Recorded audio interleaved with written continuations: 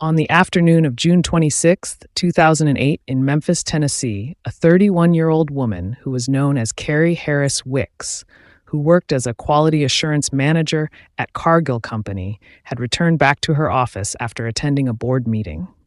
Suddenly, a fellow worker, who was a 39-year-old man named Craig Armstead, who had been hiding inside her office while she was away, sneaked behind her and stabbed her in the neck. He then fled away from the crime scene, leaving Kerri dead on the floor. Why did Craig Armstead kill his fellow worker? This is the story of Kerri Harris Wicks. Kerri Harris Wicks was born on March 7, 1977, in Memphis, Tennessee. Her father was known as Frank, and her mother was Mercy. Kerri was the youngest of the 6 children. Her eldest brother was known as Jason Wicks Harris. Kerri attended Kirby High School in Memphis, where she excelled in her studies and stood out amongst her peers and classmates. After graduating from Kirby High School, she was awarded a full academic scholarship to Alabama A&M University in Huntsville, Alabama. After joining Alabama A&M University, she studied bachelor's degree in food science. However, a few years after graduating, she moved to Atlanta in the year 2006, and she was employed as a quality assurance manager at Cargill, which is a food processing company. Kerri was dedicated to excellence at her job, and she had a high analytical skills. Therefore, she ensured that the company's products met the highest standards of quality and safety. She wasn't done with thirsting for knowledge. She later enrolled at Mercer University in Atlanta, where she was a Master of Business Administration student. Kerri was a very busy woman, balancing working full-time and being a student. While living in Georgia, Kerri loved traveling and going on vacations with her college friends during her free time. She was also in a love relationship with a man named Max McCullough. They knew each other from college, but they had reconnected through mutual friends. The couple deeply loved each other, and they were considering marrying each other. However, Kerri first wanted to finish her master's degree and then get her career on track before settling down with her boyfriend, Max McCullough. While Kerri was still working at Cargill, which was a company located at Doraville, Georgia, she met a 39-year-old man known as Craig Armstead, who happened to be her colleague at the same company, but they worked in different buildings. Craig had a history of criminal records. In the year 1992, while he was still living in New Jersey, he had viciously beaten his ex-girlfriend, Paula May, with a hammer and then strangled her to death. He was then convicted of manslaughter, but he only served half of his 10-year sentence. After that, he was released from prison in the year 1999. He then moved to Georgia to start a new life. However, soon after settling down, his violence activities against people again resurfaced. In the year 2000, he was arrested again for stalking a woman in a public bathroom, and he got a 1-year sentence for this crime, but he only served 3 months. Now, let us go back to the main story. After Craig had introduced himself to Kerri, he wanted to have a love relationship with her, but unfortunately, she was not interested in pursuing anything with him other than a professional relationship. Craig didn't give up. He continued being persistent in pursuing her. He even baked her a cake. Kerri knew the cake was nice, but she didn't try eating it. She completely showed no interest in Craig. Craig often engaged her in conversation outside of work, and he frequently complimented her. The more he persisted in trying to win Kerri over, the more he made her feel uncomfortable. Kerri reminded him that she was not interested in pursuing a romantic relationship with him. Even though she was not interested in him, he didn't stop harassing her. Kerri decided to continue being professional and focused on her job. She refused to let Craig's behaviors distract her from her work. Kerri continued excelling in her career. She decided not report Craig's harassment to the management because she hoped that he would understand her and back of. Unfortunately, he didn't stop bothering her. Craig started to buy her gifts. One day, he even showed up at her workplace with flowers. However, Kerri refused to take anything from him. Craig didn't lose hope. He started buying for her very expensive gifts. And when Kerri reached her 30th birthday in March of 2007, he bought for her a pair of stud earrings, but she rejected them. Despite Kerri's rejection, Craig continued harassing her. He went to her office when she was not around and moved things everywhere. Craig followed Kerri from work one night. That time, she was talking to her brother on the phone. Then she noticed that she was being followed by a car, so she informed her brother about what was going on. Her brother instructed her to drive to the police station and pull over at their parking lot. After she drove to the police station, the car came and drove past her. Kerri suffered in silence for 4 months as she tried to deal with the situation on her own. A few days later, while she was about to drive back to her apartment after work, her car wouldn't start.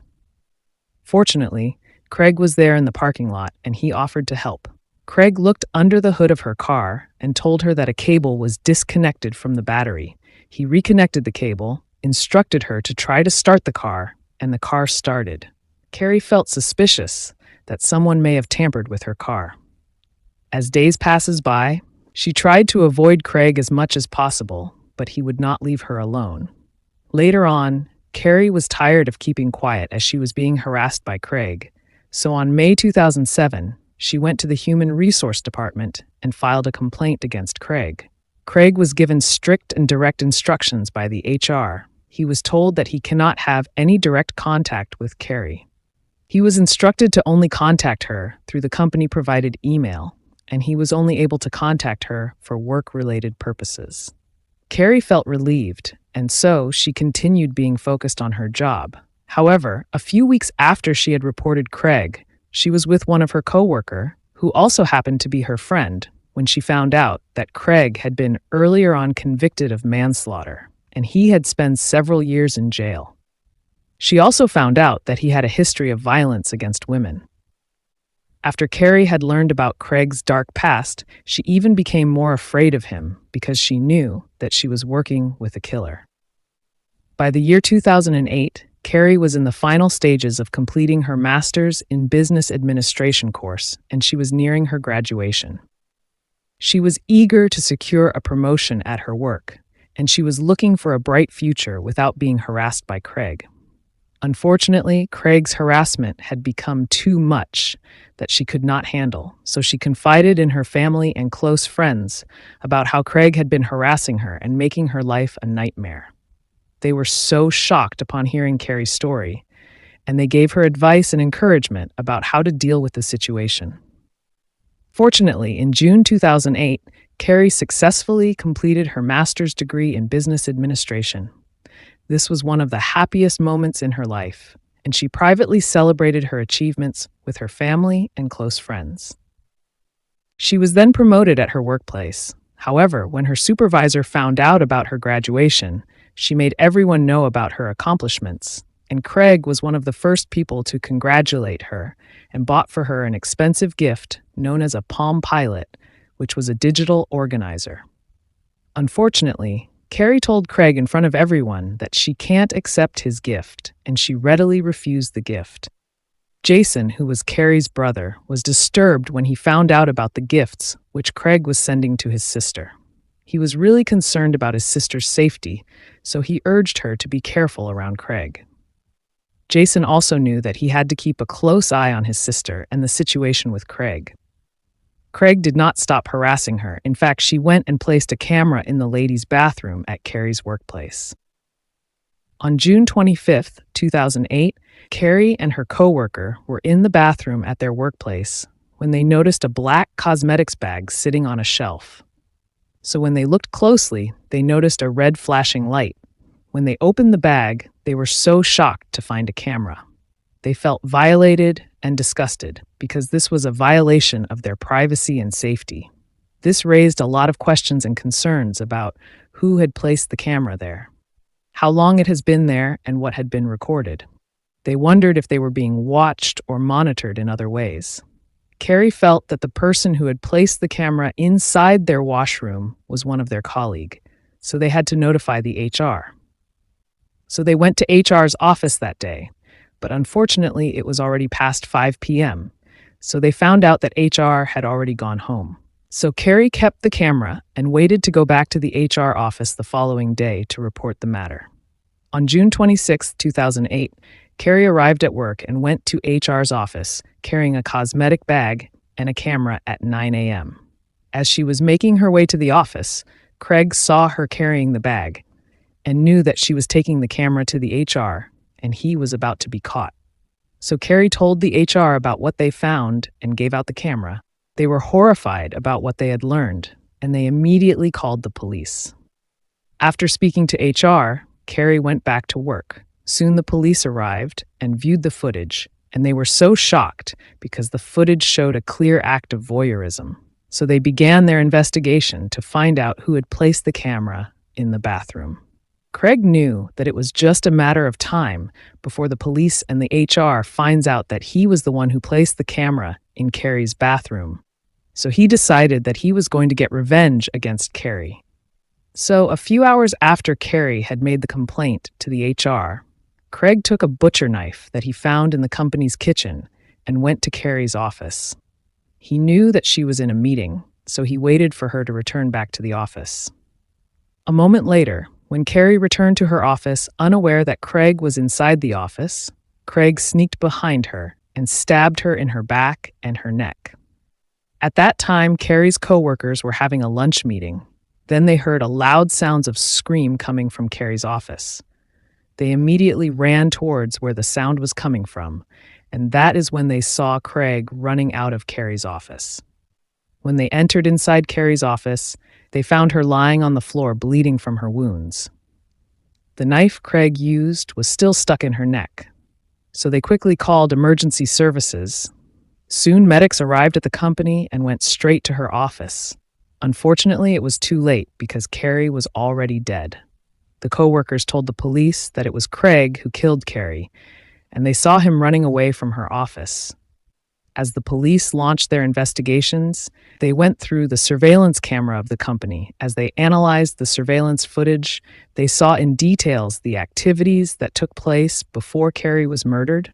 They saw Craig going to her office carrying a knife, and later on they saw him running out of her office. They knew that he was the killer, and so they quickly began looking for him. He was on the run, but fortunately the following day he was arrested when he was pulled over. As the police were interrogating him, Craig claimed that he had a person named Frank inside his head who always tells him to do bad things. Detectives went to his apartment with a search warrant.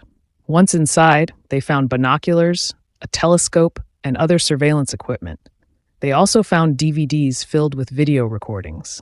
Within those DVDs, there were thousands of hours of recording of video footage from the restroom. The video recordings were of women using the bathroom. Once at the station, detectives take their time to gain the suspect's trust. The detectives also spoke to Kerri's brother, Jason, later that same day. After the detectives told him the news about his sister, Jason immediately said, "Craig did it." Jason told the detectives about all the strange events that Kerri was experiencing at work and how she filed a complaint with HR against Craig. On August 16th, 2010, Craig Armstead went on trial for Kerri's murder. The prosecution presented evidences of Craig's past criminal history that included the murder of his ex-girlfriend. They also introduced evidence about the camera that he used to spy on his coworkers. Police had discovered thousands of hours of footage. Craig would use ID pictures of the coworkers he filmed and would put them on the tapes that he downloaded to organize the footage. The defense tried to claim legal insanity. They used the information that Craig had told police about the voice in his head. Their hope was that a jury would be sympathetic if they painted their client as someone who was mentally ill. The jury, however, was not convinced. Craig was convicted of murder, aggravated assault, possession of a weapon during the commission of a crime, and 18 different counts of unlawful eavesdropping and surveillance. He was sentenced to life in prison with an additional 65 years.